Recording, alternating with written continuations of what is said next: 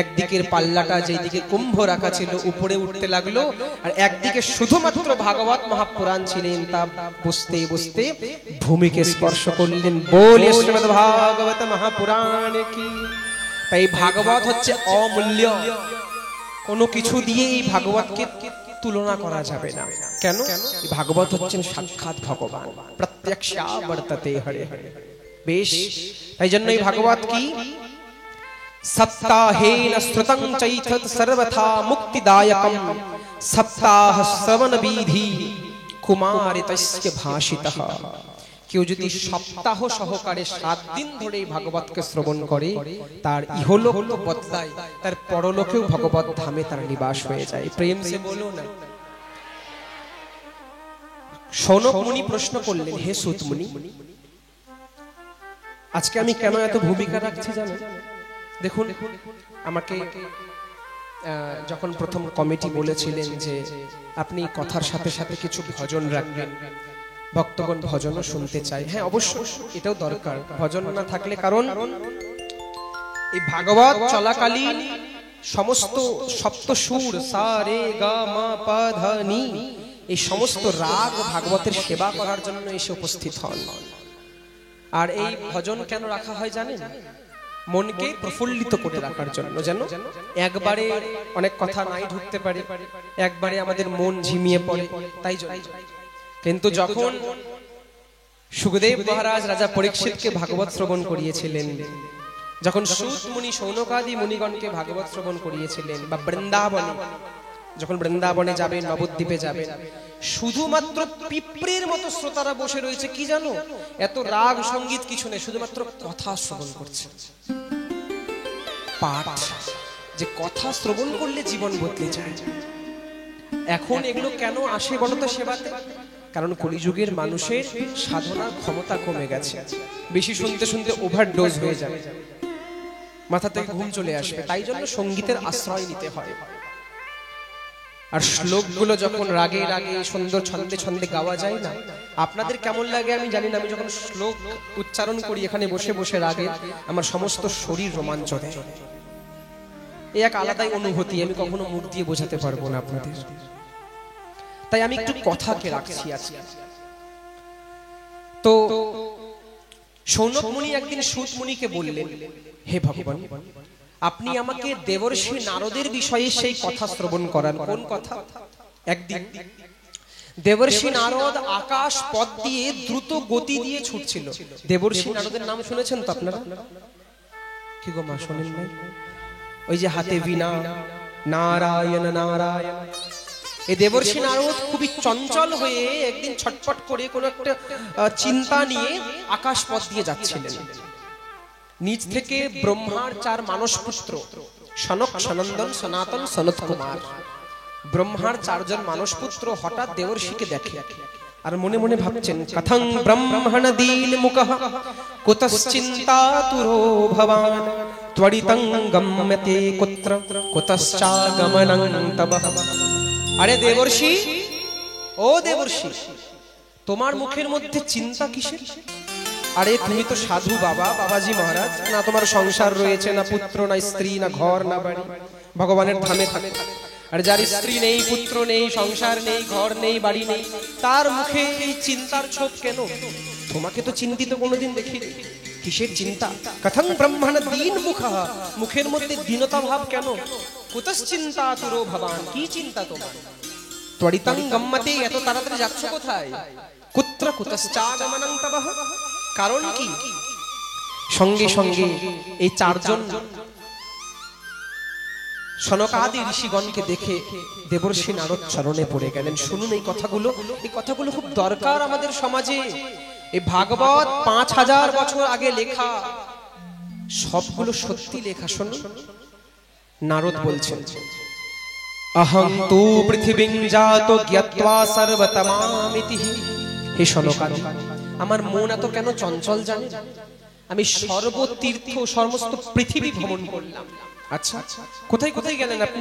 পুষ্করং চ প্রয়াগং চ কাশীং গদাবরিং তথা। আমি পুষ্কর গেলাম, প্রয়াগরাজ গেলাম, কাশী গেলাম, আর কোথায় গেলেন? হরিক্ষেত্রং কুরুক্ষেত্রং শ্রীরঙ্গং সেতুবন্ধনম। আমি হরিদ্বার গেলাম, পুরী গেলাম, সেতু বন্ধন মানে রামেশ্বর গেলাম, আমি দক্ষিণ ভারত গেলাম। এত ভালো কথা, আপনি তীর্থে তীর্থে পর্যটন করলেন, ভালো তো। কিন্তু জানেন এই সমস্ত পৃথিবী ঘুরে আমি দুঃখাচ্ছন্ন হয়ে গেলাম। বললো কেন, কি এমন দেখলে তুমি দেবর্ষি? কি দেখলো শোনো।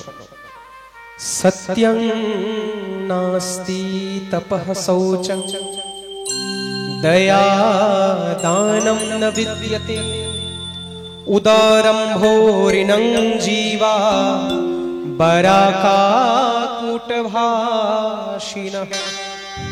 আমি দেখলাম যবে থেকে ভগবান শ্রীকৃষ্ণ এই ধরাধাম ছেড়েছে না, হে শনকাদি, এই সমস্ত জগতের মানুষের থেকে সত্যং নাস্তি, সত্য উঠে গেছে।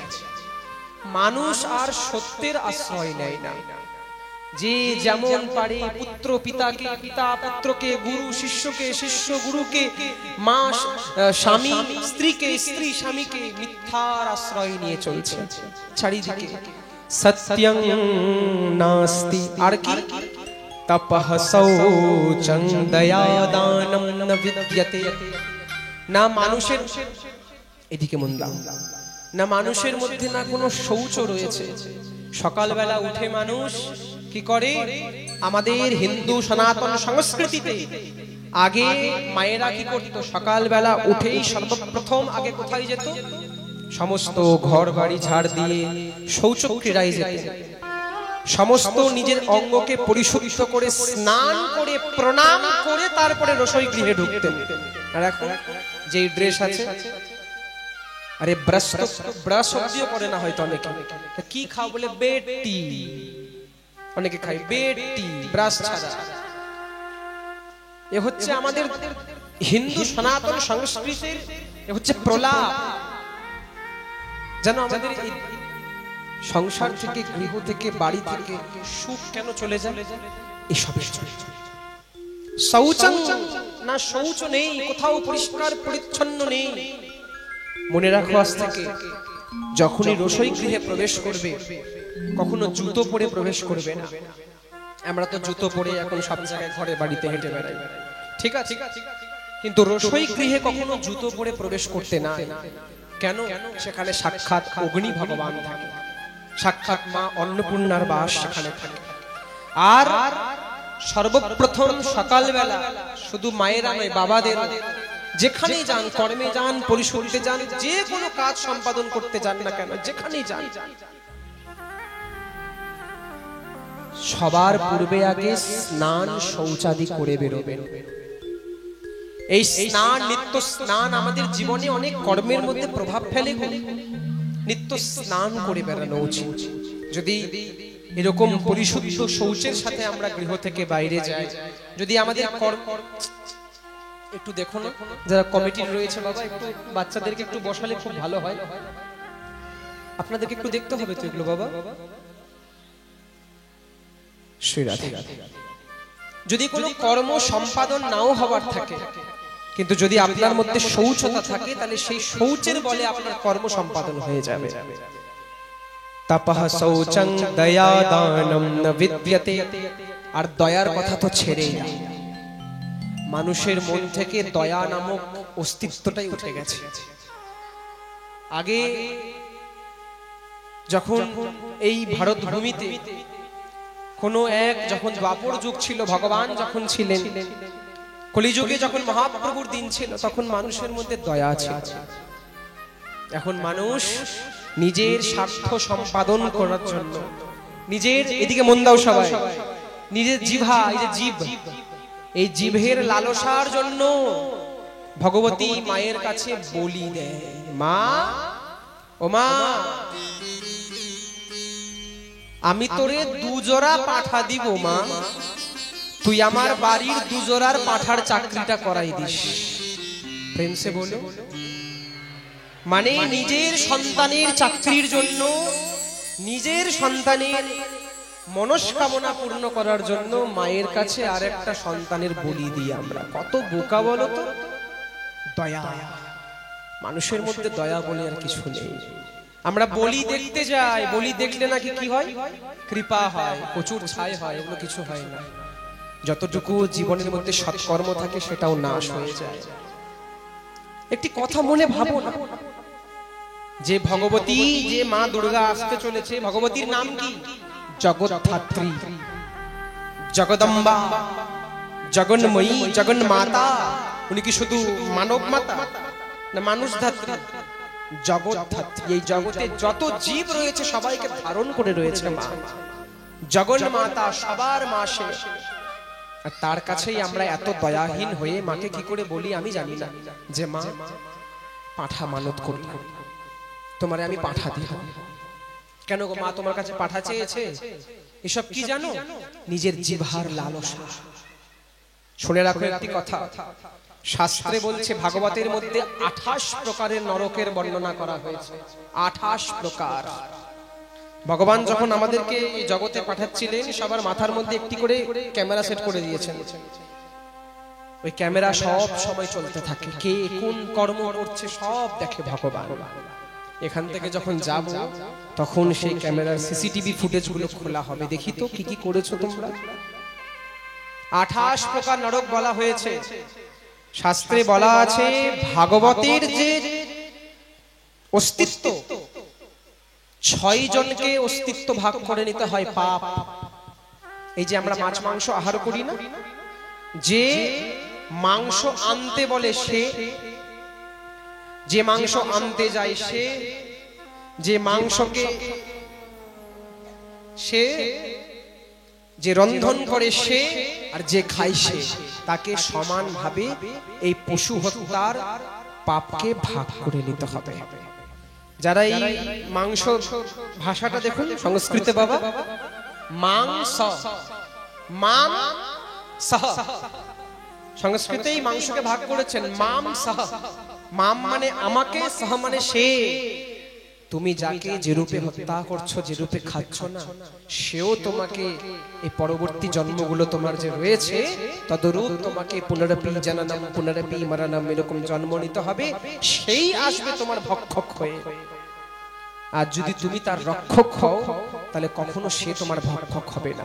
প্রেম সে বলো, এই আমার কথা নয়, সব ভাগবতের কথা। দেখো দেখো বলছে, দয়া দানম ন বিদ্যতে।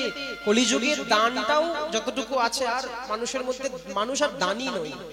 কেউ যদি 10 টাকাও দান করে, একটু মাইক থেকে বলে দেন না আমি 10 টাকা দান করেছি। কোথাও যদি মন্দির ক্ষেত্রে কেউ 500 টাকা দক্ষিণা দিল, বলে দিবেন হ্যাঁ আমার নাম, আমার বাবার নাম, আমার 14 পুরুষের নাম, যেই 500 টাকা দান করেছি। একটা জায়গায় আমার এক মিত্র, উনিও ভাগবত কথা করে, উনি আরতির সময় বলেছিল যে শুনুন মায়েরা, কখনো বাবারা, সবার উদ্দেশ্যেই বলেছিল কথাটা। খুবই প্রলাপের কথা, হাসির কথা, কিন্তু খুব শিক্ষা। আমাকে ফোন করে বলছে, কি হয়েছে? বলছে আমি এক জায়গায় বললাম, আসলে দেখুন কেউ খালি হাতে, উনি বলছিলেন খালি হাতে কখনো আরতি দর্শন করতে নেই।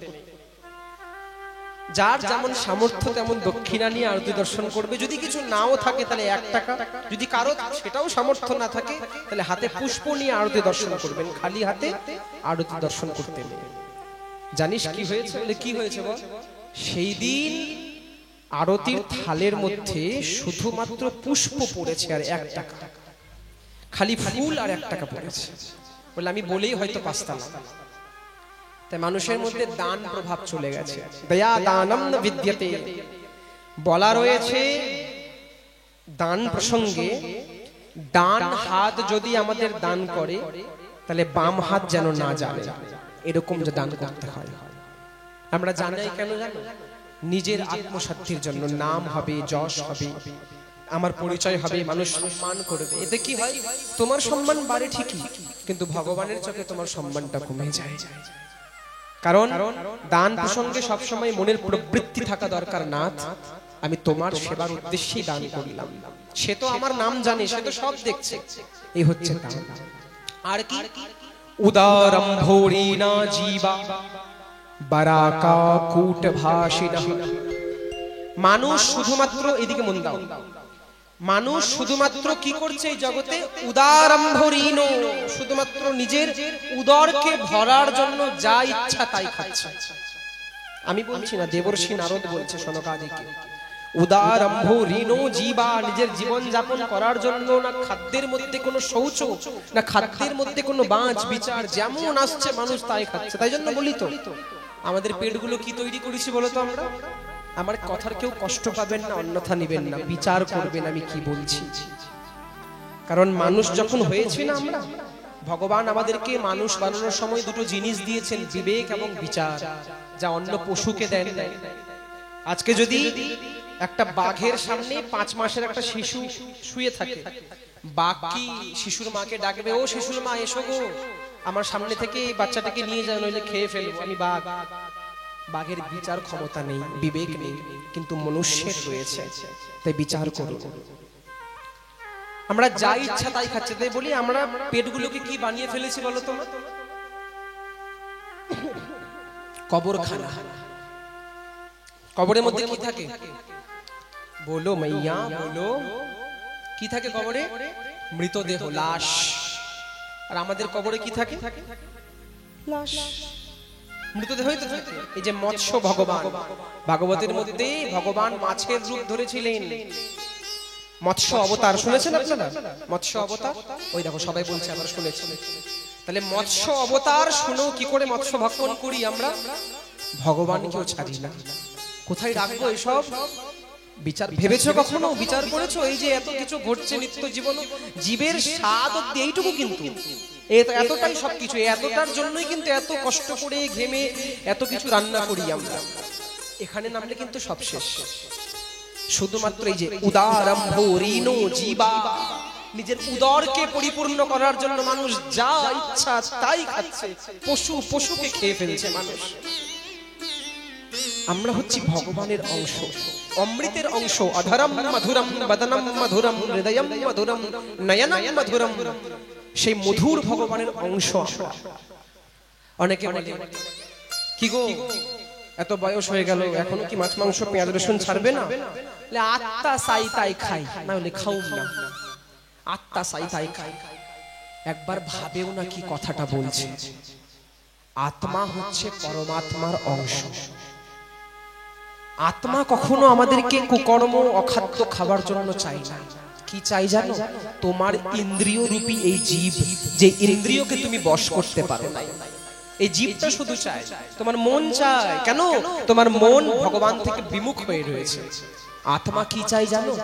ভগবানের প্রসাদী অধরামৃত, নিত্য ভগবানের প্রসাদ, নিত্য ভগবানের অধরামৃত, নিত্য ভগবানের চরণামৃত, এই আত্মা চায়। আত্মা কখনো অন্যের রক্ত মাংস গলা পিণ্ড এসব চায় না। তাই এখনো সময়। ভগবান চিৎকার করে করে গীতায় বলছেন, সর্বধর্মম পরিত্যাজ্যম মামেকম শরণম ব্রজ। এখনো সময় রয়েছে। সর্বধর্মম পরিত্যাজ্যম, সব ধর্মকে ত্যাগ করে দাও। ধর্ম মানে এই যে অধর্মকে ত্যাগ করে দাও। আর বলো না, আজ থেকে যা ভুল করেছি, আমার এখন বিবেক জাগ্রত হয়েছে, যেন পরবর্তীতে আর ভুল না করি। আর কি করবে? মামেকম শরণম ব্রজ, একমাত্র আমার শরণাপন্ন হয়ে যাও, আমি তৎক্ষণাৎ তোমার পূর্বের ঘটা সমস্ত পাপকে নাশ করে দেব, আর তোমার কোনো পাপকে দেখব না, যদি পরবর্তীতে সেই পাপ না করো তাহলে। প্রেম সে বলো। আর কি হয়েছে? তরুণী প্রভুতা গেহে শ্যালকো বুদ্ধিদায়ক। তরুণী প্রভুতা, দেবর্ষি নারদ বলছে যে কলিযুগে ঘরে ঘরে তরুণী মানে স্ত্রীরা মালিক হয়ে উঠছে। স্ত্রীর হাতে সংসারের হাল ধরিয়ে দিচ্ছে পুরুষেরা। এ আমাদের রাম রাজ্যে কখনো ছিল না।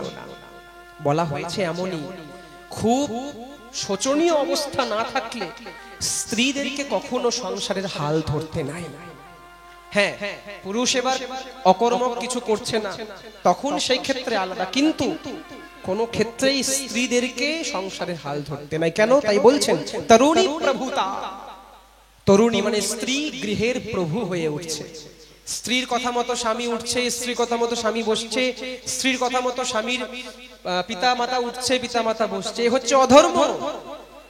গেহে শ্যালকো বুদ্ধিদায়ক, বাড়ির মধ্যে বুদ্ধিকে প্রদান করছে বলতো? স্ত্রীর শ্যালকো মানে স্বামীর যে শালা সাহেব, ভাগবতে বলছে তরুণী প্রভুতা গেহে শ্যালকো বুদ্ধিদায়ক। স্ত্রীর বাড়ি থেকে, পুত্রবধূর বাড়ি থেকে যেরকম নির্দেশ আসছে, জামাই তদরূপ শুনছে আর বাড়িকে সেরকম করেই চালাচ্ছে। এ হচ্ছে অধর্ম কলিযুগে। এই ঘরে ঘরেই ঘটছে গো মা। হ্যাঁ গো, সমস্ত বিয়ে বিবাহ করার পূর্বে পশ্চাতে নিজের মা বাবাকে ছেড়ে কি করে পুরুষেরা? স্ত্রীর মা বাবাকেও অবশ্যই পিতা মাতা ভাবা দরকার, কিন্তু নিজের মা বাবার শ্রেষ্ঠ কেউ নয়, এটা কথা খেয়াল রাখতে হবে। হ্যাঁ, তরুণী প্রভুতা গেহে শ্যালকো বুদ্ধিদায়ক, নিজের শালা যেরকম করে করে বলছে সংসারের মধ্যে তদরূপ করেই হাল চলছে। এই অধর্ম। আর কি? কন্যা বিক্রয়িণো লোভ দম্পতিনাং চ কঙ্কণম। এই কলিকালে কন্যা বিক্রয় হওয়া শুরু করেছে। কন্যা মানে মেয়ে, বিক্রয় করে দেয় টাকা পয়সার জন্য। আমার ভাবতে অবাক লাগে, এই জেনারেশনে এখনকার যুগে এসে আমি খুব অবাক হলাম। সেই দিন একটা ঘটনা শুনলাম যে একজন বিরাট ধনী পরিবার, তার প্রথম পক্ষে মেয়ে জন্ম হয়েছে, পরবর্তীতেও মেয়ে জন্ম হয়েছে বলে তার বাবা মা কাঁদছে। আমার এটা শুনে মাথায় হাত। ওরে, মেয়ে কখন জন্ম হয় জানো? একটি পরিবারে, একটি মাতৃগর্ভে কন্যা কখন জন্ম হয়? যদি পিতা এবং মাতা খুব বেশি করে সৎকর্ম না করে থাকে, সেই গৃহের মধ্যে কখনো মেয়ে কন্যা জন্ম হয় না। তো যাদের গর্ভের মধ্যে বা যাদের ঘরে কন্যা এসেছে, সাক্ষাৎ লক্ষ্মী সরস্বতী রাধা স্বরূপা এসেছে একজন, তারা বহু ভাগ্যবান। তাই জন্য এই সমাজকে বলতে হয়, জগতে জানানো উচিত। এখনো এই সমাজে এই বিষয়টা আমি এখনো অবাক হই যে মেয়ে হয়েছে গো, মনটা খারাপ কেন? তোমার সৌভাগ্য, তোমার ঘরে মেয়ে নয়, তোমার ঘরে একটা নয় দুটো লক্ষ্মী জন্ম হয়েছে। তোমার চাইতে ধনীবান কেউ রয়েছে নাকি পৃথিবীতে? প্রেম সে বলো। তাই কন্যা যদি সেই সৎ কন্যা হয়, সৎ পুত্রী হয়, সেই কন্যা তিনটে অস্তিত্বকে মানে পুণ্য লাভ করাতে পারে। কে? স্বামীর ঘরকে, নিজের পিতার ঘরকে এবং নিজের পুত্রের ঘরকে, নিজের পুত্রের আগের জেনারেশনকে, আদের দাম্পত্যকে। এই হচ্ছে, তাই বলছেন কন্যা বিক্রয়িণো। মানুষ লোভের জন্য, অর্থের জন্য কন্যাকে বিক্রয় করা শুরু করেছে। হচ্ছে না চারিদিকে খবরে? মেয়ে বিক্রি করে দেয়, স্ত্রী কন্যা পাচার করে দেয়। এই হচ্ছে কলিকাল। এই দশা দেখে দেবর্ষি নারদের মন খুব ক্ষীণ হয়ে গেছে, যে কি যুগ ছিল আর কি যুগে সেই এই জগৎ এসে উপস্থিত হলো। তখন বলছেন, জানেন দেবর্ষি বলছেন একটি কথা, তখন আমি এই ঘটনাগুলো দেখতে দেখতে বৃন্দাবনে যাই। বৃন্দাবনে গিয়ে আমি একটি আশ্চর্য দেখি। তত্রাশ্চর্যং ময়া দৃষ্টং শ্রীয়তাং ত্বন্মনীশ্বরঃ। আমি দেখি যমুনা তটে বসে একজন তরুণী, মানে সুন্দর দেখতে একজন স্ত্রী, আর তার দুই পাশে দুই কোলে দুইজন বৃদ্ধ, মানে বুড়ো বৃদ্ধ শুয়ে রয়েছে। এই সেই তরুণী তখন কাঁদছিল।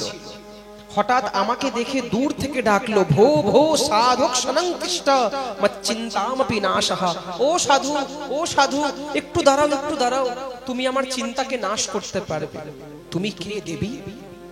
তুমি এত তরুণী, আর তোমার এই কোলের মধ্যে মাথা দিয়ে দুইজন বৃদ্ধ শুয়ে রয়েছে, এরা কারা? তখন বলছেন, কে বলতো? অহং ভক্তিরিতি খ্যাতা ইমাও মে তনৌ মতমত। আমার নাম হচ্ছে ভক্তি। কোন ভক্তি? এই যে ভগবানের যে ভক্তি করি আমরা, এই ভক্তি দেবী আমি। আর আমার যে গর্ভের কোলের মধ্যে দুইজন শুয়ে রয়েছে, ইনারা হচ্ছে আমার দুই পুত্র। কি নাম? জ্ঞান বৈরাগ্য নামানো কাল যোগেন জর্জরো। ভক্তি দেবীর দুই পুত্রর নাম কি? জ্ঞান এবং বৈরাগ্য। তাই যখন আমাদের হৃদয়ে ভক্তি আসে, তখন সাথে সাথে আমাদের জ্ঞান আসে, কোনটা ঠিক কোনটা বেঠিক। আর আমাদের জীবনে সংসার থেকে বৈরাগ্যও আসে। বৈরাগ্য মানে কি? এই কমলা বস্ত্র পরে বনে চলে যাবা, বড় বড় দাঁড়িয়ে জটা করে না ভাই, এটাকে বৈরাগ্য নয়। বৈরাগ্য মানে কচু পাতার মতো সংসারে থাকা। কচু পাতায় জল ফেললে কেমন হয়? জল থাকে, জল বয়ে যায়, বোঝা যায় কচু পাতা ভেজা। তদরূপ সংসারের থেকেও সংসার তোমাকে স্পর্শ করতে পারবে না, এর নাম হচ্ছে বৈরাগ্য। প্রেম সে বলো। আচ্ছা, তো এদের কি হয়েছে? বলছে না, কালে যোগে না জর্জর। কলিকাল যত ঘনিয়ে এসেছিল, আমার পুত্র জ্ঞান এবং বৈরাগ্য দুইজন বৃদ্ধ হয়ে গেল। জগৎ থেকে, মানুষের মস্তক থেকে জ্ঞানও চলে গেল, বৈরাগ্য চলে গেল। শুধু আমি কিছু কিছু জায়গায় উপস্থিত রয়েছি, মানে ভক্তি। আচ্ছা, তাহলে কি করে তোমাদের, আমি কি করতে পারি তোমাদের জন্য? কিছু একটা করো।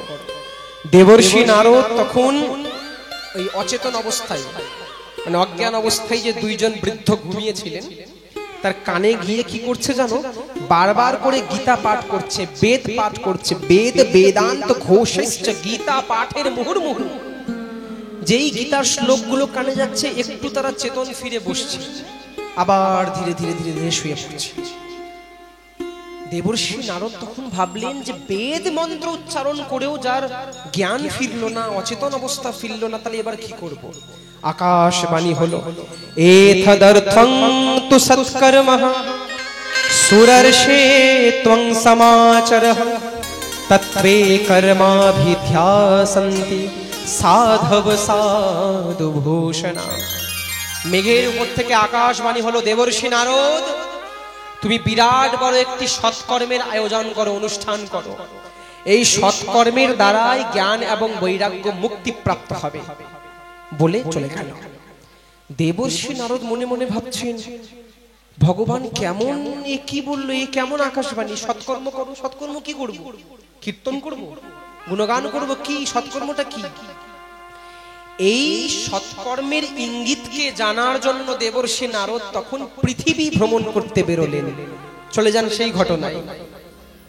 আজকে চারজন সনকাদিকে দেখে কথাগুলো বলছেন।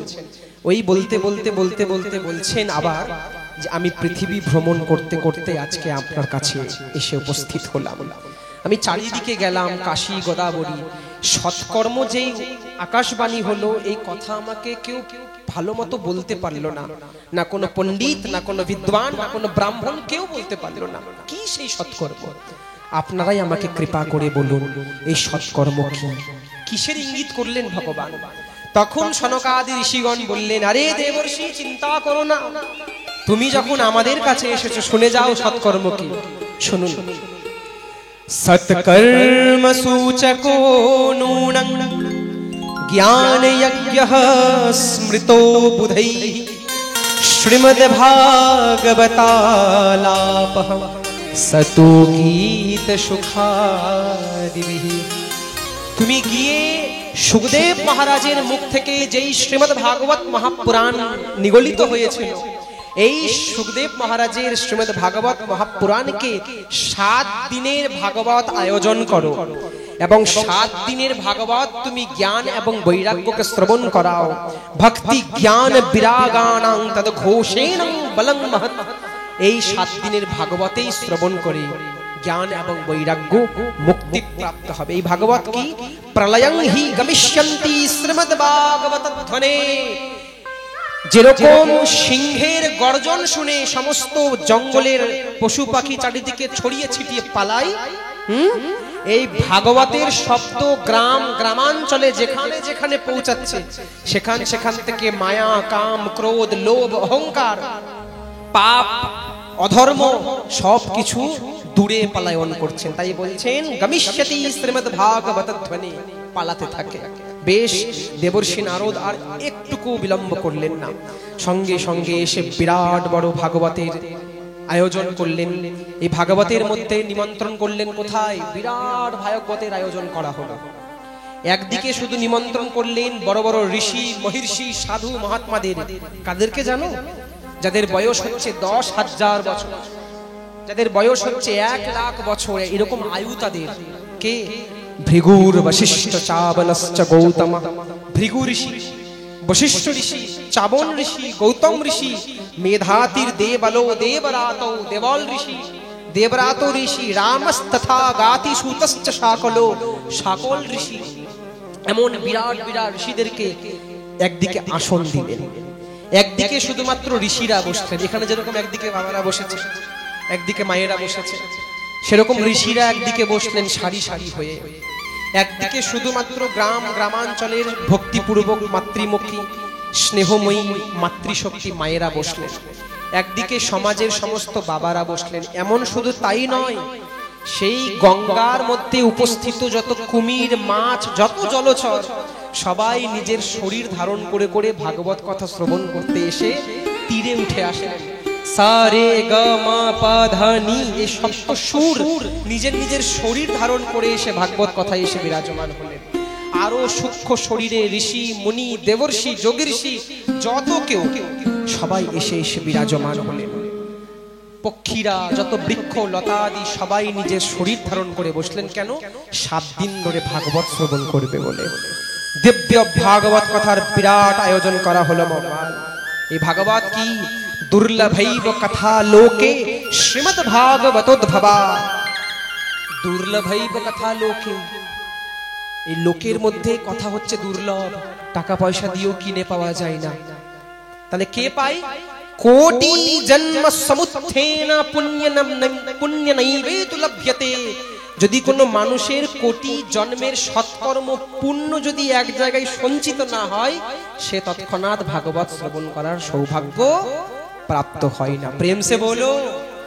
তাহলে ভাবুন, আমাদের আজকে কত সৌভাগ্য। আজ থেকে 7 দিন এমন কোন সাধন করেছে জানি না, যে আজ থেকে 7 দিন ভগবানের ভাগবত কথা শ্রবণ করব। এই মাঝে মধ্যে বলি একটা কথা,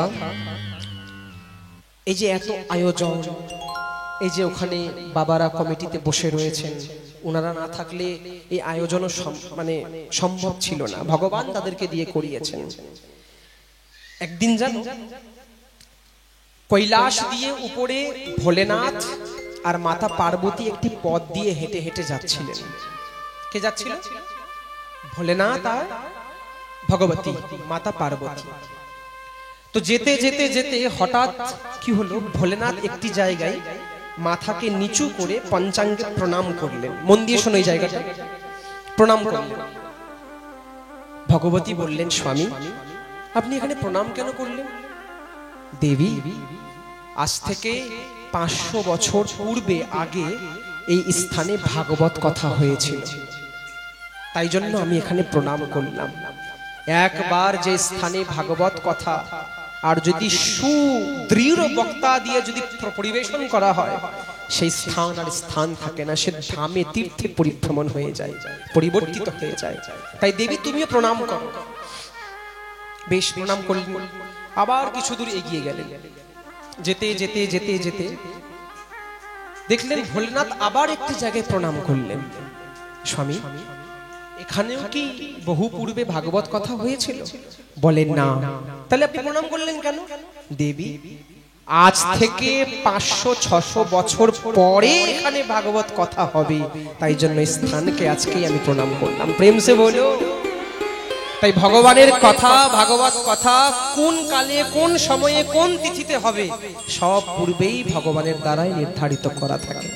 এ না আমাদের সামর্থ্য, না আপনাদের সামর্থ্য। শুধুমাত্র কিছু কিছু সমাজসেবী বাবাদেরকে ভগবান বেছে নেয় এই সেবা করার জন্য। বেশ, বিরাট ভাগবতের আয়োজন করা হলো।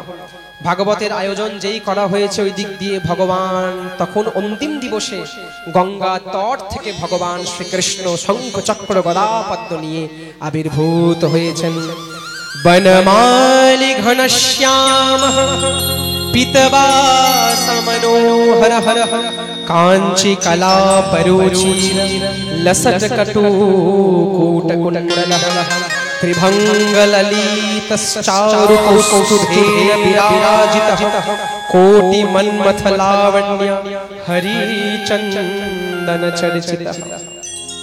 এত সুন্দর দেখতে ভগবান শ্রীকৃষ্ণ বলা হয়েছে আরে ভগবান শ্রীকৃষ্ণের রূপ দেখে মহিলারা তো দূরের কথা, পুরুষেরাও প্রেমে পড়ে যায়, এত সুন্দর দেখতে আমার ভগবান। কি বলছেন? বনমালী ঘনশ্যাম, কালো মেঘ হয় না, ওই কালো মেঘের মতো গায়ের রং। ভাবো তো একবার, পীতবাসা মনোহর, এই কালো ঘনশ্যাম মেঘের রঙের মধ্যে যদি কেউ কাঁচা হলুদ বস্ত্র পরিধান করে, বংশীর বিভূষিত করা নবনীরদাভাত,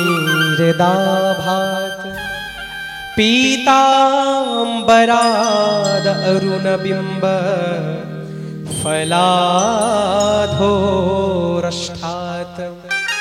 पूर्णेन्दु सुंदर मुखाद अरविंद नेत्रात, कृष्णात परम किमपि तत्त्वमहं न जाने। কিরকম দেখতে? বংশীর বিভূষিত করা, করা মানে হাত, যার হাতের মধ্যে সুন্দর বংশী বিভূষিত করা। আর বংশীর বিভূষিত করা নবনীরদাভাত, নবনী মানে কি? নবনীত মানে মাখন, মাখনের মতো নরম যার অঙ্গ কমল। একটি পদ্মকে যদি, পদ্ম পাপড়িকে, পদ্মের যে পাপড়ি হয়, এই পদ্মের পাপড়িকে 10 বার চাচার পরে যেই পাতলাটা হয়, ভাবো সেরকম হচ্ছে ভগবানের অঙ্গ, এত নরম, এত মসৃণ। নবনীরদাভাত, পীতাম্বরাদ অরুণ বিম্ব ফলাধরোষ্ঠাত। কিরকম দেখতে ভগবানের ঠোঁট? আমরা তো মুখের ঠোঁটের মধ্যে লালিমা লাগাই, লিপস্টিক লাগাই, ভগবানের ঠোঁট কিরকম জানো? পীতাম্বরাদ অরুণ বিম্ব, বিম্ব হচ্ছে এক প্রকারের ফল যা দেখতে টকটকা লাল। আর ভগবানের উপরের যে ঠোঁটটি, সেই ঠোঁটটা হচ্ছে ধনুক আকৃতির মতো। ধনুক কিরকম থাকে? ঠিক এরকম খাঁজ কাটা ঠোঁট, আর সম্পূর্ণ ঠোঁটটা লাল টকটকা বিম্ব ফলের মতো। ফলাধোর অষ্ঠাত, পূর্ণেন্দু সুন্দর মুখাদ, পূর্ণ চন্দ্রের মতো দেখতে ভগবান। একবার যদি ওই মুচকি মুচকি হাসিটা যদি জগতের দিকে তাকিয়ে এসেছে না, কোটি কোটি চন্দ্র নিজের রূপকে ঢেকে নিয়েছে। কেন? লজ্জাতে। ভগবান তুমি দেখতে এত সুন্দর, তোমার সামনে উদিত হতেই আমাদের লজ্জা লাগে, এত সুন্দর দেখতে। কৃষ্ণাত পরম কিমপি তত্ত্বমহং ন জানি, এই হচ্ছে সেই ভগবান শ্রীকৃষ্ণ যাকে আমরা জানতেই পারি না। সে কখনো কুরুক্ষেত্রের যুদ্ধে হাতে চক্র নিয়ে ভীষ্মকে বধ করতে পারে, আর সেই ভগবান মাথার মধ্যে দুপাট্টা বেঁধে গোপীদের পিছনে পিছনে মাখনের জন্য ছুটতে পারে। ভাবা যায়? এমন হচ্ছে আমার কৃষ্ণ। ভগবান সেখানে আবির্ভূত হলেন। ভগবান শ্রীকৃষ্ণের রূপ দর্শন করে এই দিক দিয়ে ভক্তি দেবী নৃত্য করতে লাগলেন, এবং ভাগবত কথা শ্রবণ করে ভক্তির যে দুই পুত্র জ্ঞান এবং বৈরাগ্য, এই জ্ঞান এবং বৈরাগ্য পুনরায় তারা চেতন অবস্থা ফিরে পেলেন। সমস্ত বার্ধক্য মানে বৃদ্ধতা কেটে গেল, তারা পুনরায় নবীন অবস্থায় জ্ঞান বৈরাগ্য এবং ভক্তি দুইজনে নৃত্য করতে লাগলেন। তখন ভক্তি বললেন, কি বললেন? ভক্তেষু গোবিন্দ স্বরূপ কর্ত্রীহি প্রেমৈক ধর্ত্রীহি ভবরোগ হন্ত্রীহি। আমি ভক্তি দেবী আজ থেকে কথা দিচ্ছি, যেই যেই ভক্ত এই ভাগবত কথাকে মন প্রাণ চিত্ত দিয়ে শ্রবণ করবে, আমি কথা দিলাম, আমি স্বস্বরূপে নিজের পুত্রদের সাথে জ্ঞান এবং বৈরাগ্যের সাথে সেই সেই ভক্তের হৃদয়ের মধ্যে জন্ম জন্মান্তর হয়ে বিরাজমান বসে পড়ব। সেই হৃদয় ছেড়ে আমি আর কোনোদিন যাব না। তাই যেই চিত্তে ভক্তি থাকে, সেই চিত্তে ভক্তির ভগবানও এসে বিরাজমান হন। প্রেম সে বলো না, बोल श्रीमद् भागवत महापुराण की। তাই একটি ভজন খুব মনে পড়ে। এই ভাগবত কথা, এই কৃষ্ণ কথা, এই হরি নাম, এই ভাগবত নাম সময় থাকতেই সবাই নিয়ে নাও। কারণ যখন কানে শুনতে পাবে না, তখন আর শুনেও কোনো লাভ হবে না, মনে কোনো বিকার হবে না। তাই এখন সতেজ রয়েছে না, এখনই নিয়ে নাও। আমরা বলি বয়স হয় নাই, ছোট্ট বাচ্চাটা তুলসী মালা পড়তে চায়, এই তুলসী মালা পরে হয়, পরে আগে বয়স হোক তারপরে। তুমি কি জানো যে তার জীবনে কত আয়ু রয়েছে? বয়স না হওয়ার আগেই যদি তার মৃত্যু হয়ে যায় তাহলে তো আর তুলসী মালাটাও ধারণ করতে হবে না। কি গো মা, সকালবেলা তো সবাই এখানে আপনারা ভগবানের জন্য গাছ থেকে ফুল ভাঙেন, ভাঙেন সেবা করার জন্য ফুল গাছ থেকে। কোনো ফুল যদি একটু ছেঁড়া থাকে একটু নেবেন সেই ফুলটা। আপনাকে যদি কোনো বাজার থেকে কোনো দোকানদার কোনো রকম পচা গলা ফুল দেয়, নেবেন?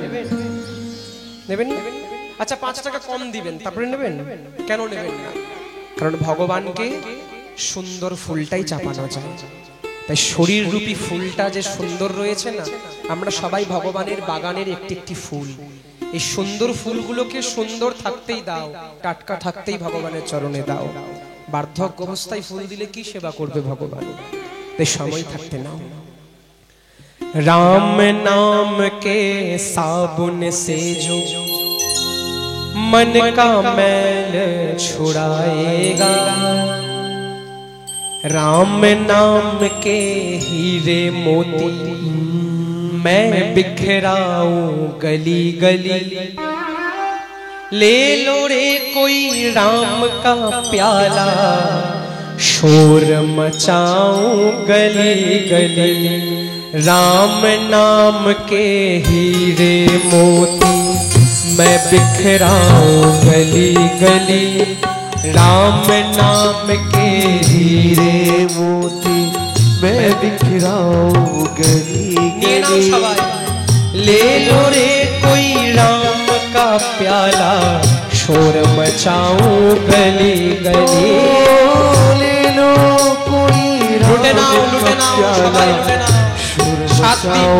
गली गली। हो राम नाम के साबुन से जो मैं बिखराऊं गली गली, राम नाम के साबुन से जो मैं बिखराऊं गली गली, अरे ले लो रे कोई राम का प्याला, शोर मचाऊं गली गली, ले लो कोई राम का प्याला, एक साथ जाओ गली गली, बोलो राम बोलो राम बोलो राम राम राम, बोलो राम सबाई बोलो राम बोलो राम बोलो राम, बोलो श्री राधा रमण लाल की।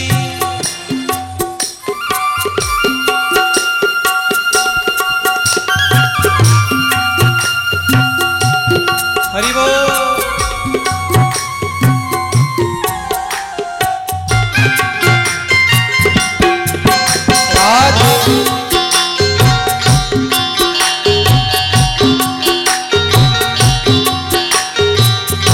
যদি পূজারি হতে চাও তাহলে ভগবানের পূজারি হও, মায়ার পূজারি হইও না।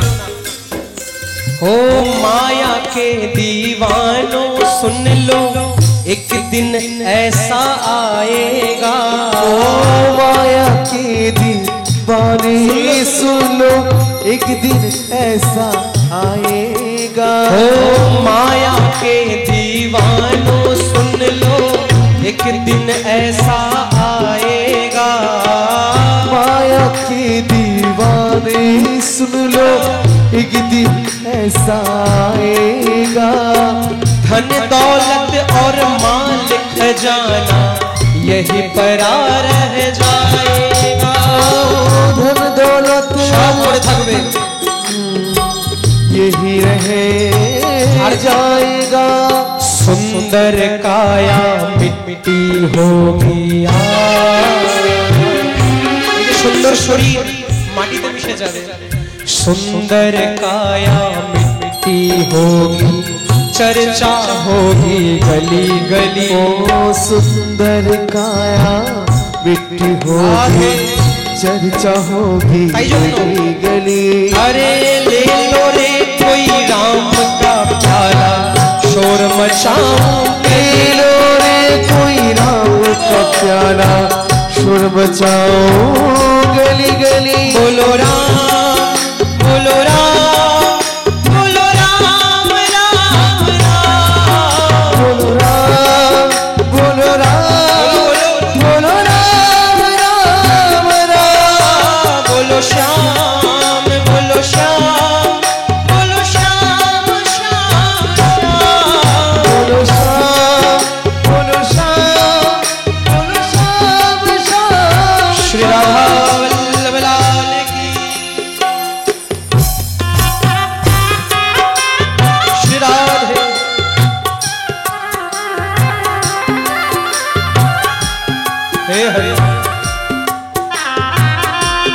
কথা, যদি আপনাকে প্রশ্ন করা হয় মায়া কাকে বলে, কি বলবেন? আচ্ছা আচ্ছা, এই রুমালটা কার? জোরে বলো, কার? এটাই হচ্ছে মায়া। আপনা, আমার, তোমার, এই হচ্ছে মায়া। এই জগতে আমাদের বলে কিছুই নেই গো, নিজের বলে কিছু নেই। এই যে নামটা, যে নাম ধরে আপনাকে জগৎ চেনে, এই নামটা অন্য কারোর দেওয়া। আপনি যেভাবে এসেছিলেন বস্ত্রা হয়ে, এই বস্ত্রটুকু আপনাকে সেই চিতা অবধি সঙ্গী হবে, সেটাও নিয়ে নেবে আপনার কাছ থেকে। সঙ্গে কি যাবে? এই যে নাম একমাত্র। তাই শুধু আমি আমার, তুমি তোমার, मैं मेरा तुम अपना, এইসব করে কোনোদিন জীবন কাটিও না। তাহলে কি বলতে হবে? না, এই জগতে আমার যা কিছু কোনোটাই আমার নয়, সবটাই তোমার, আর তুমি আমার। প্রেম সে বলো। তাই বলছেন, हो क्यों करता तू मेरा तेरा, ये तो तेरा मकान नहीं। क्यों करता तू मेरा तेरा, अमर गढ़ी तेरा मकान अमर गढ़ी।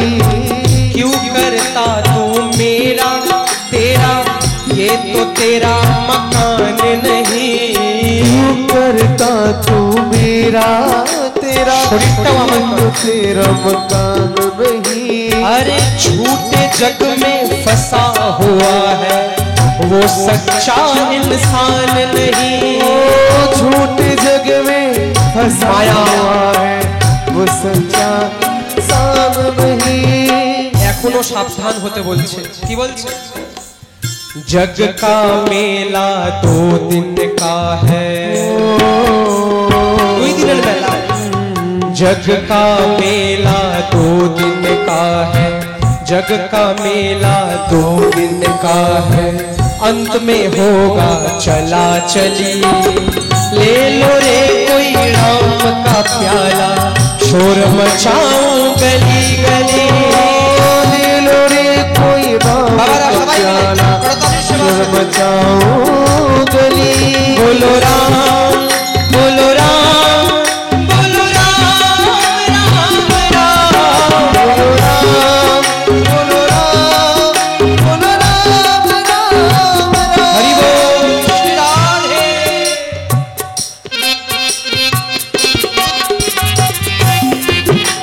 बाबा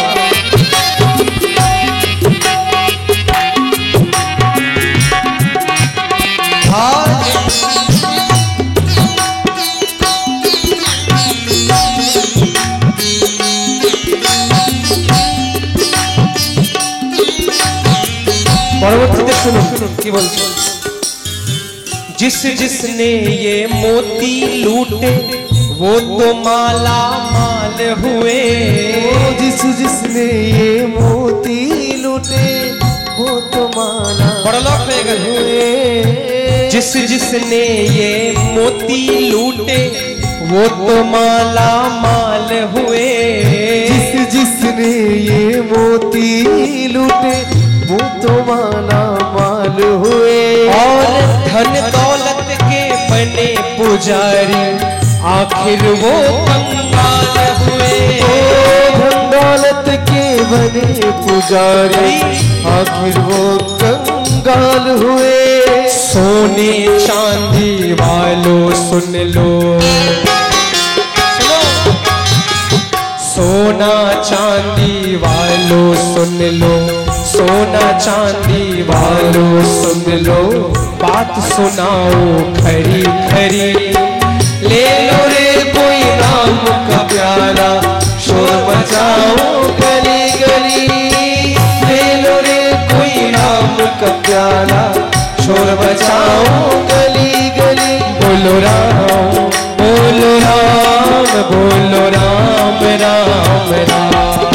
बोलो राम, बोलो राम, बोलो राम, राम राम। बोलो राम, बोलो राम, बोलो राम, राम राम।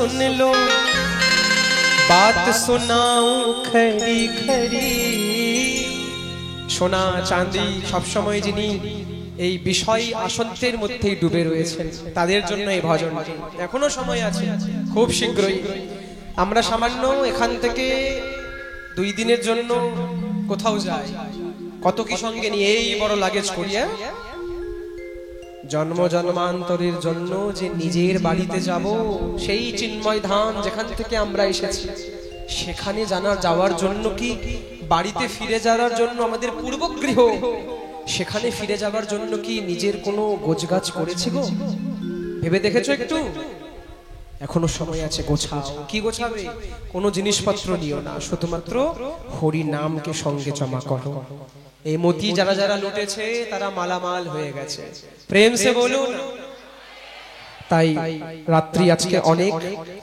মাহাত্ম্যের মধ্যেই আজকের হরি কথাকে বিশ্রাম দিলাম আগামী কাল ঠিক আমরা মাহাত্ম্য থেকে আবার পুনরায় শ্রবণ করব মন দিয়ে সকলে শুনুন ঠিক 7 ঘটিকা থেকে হরি কথা প্রারম্ভ হবে আশা করব আপনারা তার 15 মিনিট আগে এখানে উপস্থিত হয়ে যাবেন 7টা থেকে 3 ঘন্টা আমরা সবাই মিলে হরি কথায় বসবো আজকের মতো হরি কথাকে এখানেই বিশ্রাম দেওয়া হলো সকলের হৃদয় স্থিত ভগবানকে আমার কোটি দণ্ডবত প্রণাম কেউ চলে যাবে আরতি দর্শন করে সবাই যাবেন জয় শ্রী রাধে জয় শ্রী শ্যাম শ্রী রাধা গোপী জনবল্লভ জয়ন্তী